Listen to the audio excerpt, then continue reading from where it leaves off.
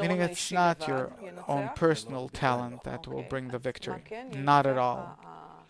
But the force of the group. The connection of the group.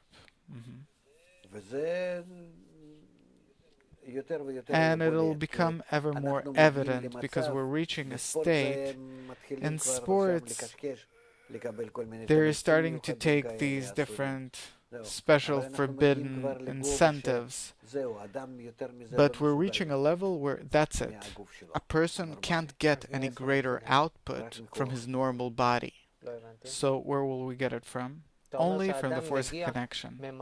This I don't understand. You said that a person exhausted all of his physical abilities, and now you can achieve greater achievements only with the help of drugs.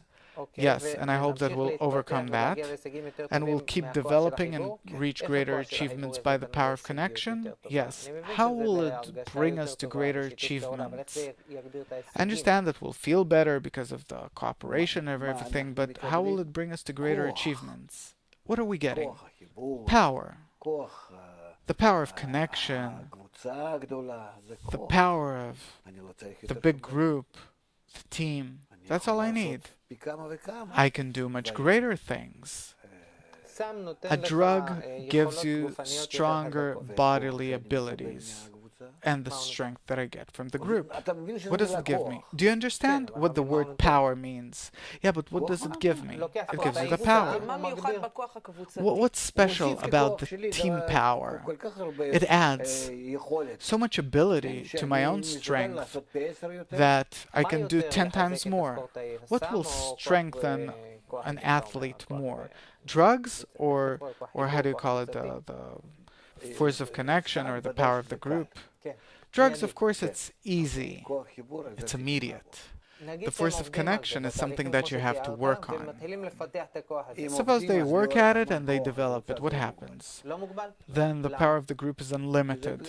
Why? Because the group is unlimited in quality and quantity.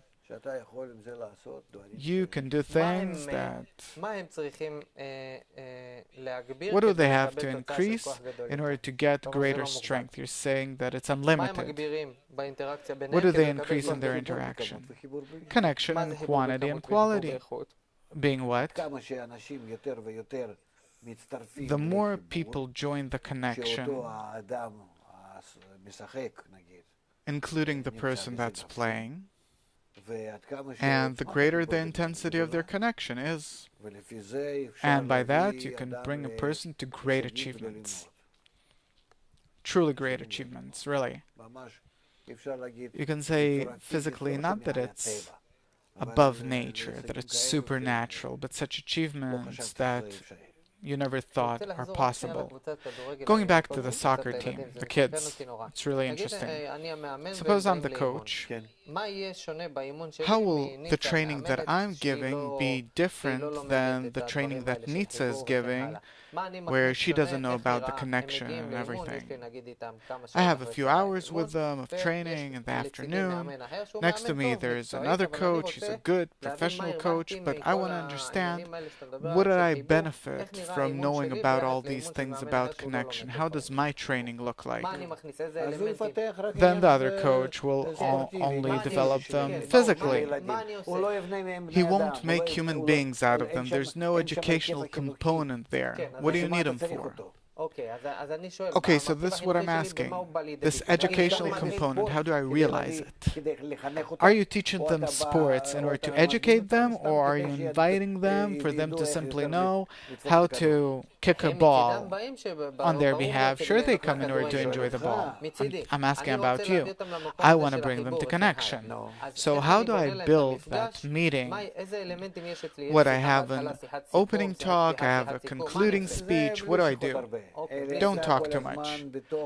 But inside the game, you're showing them all the time that when they're not connected, they lose. And when they are connected, they understand each other, and it's better that way.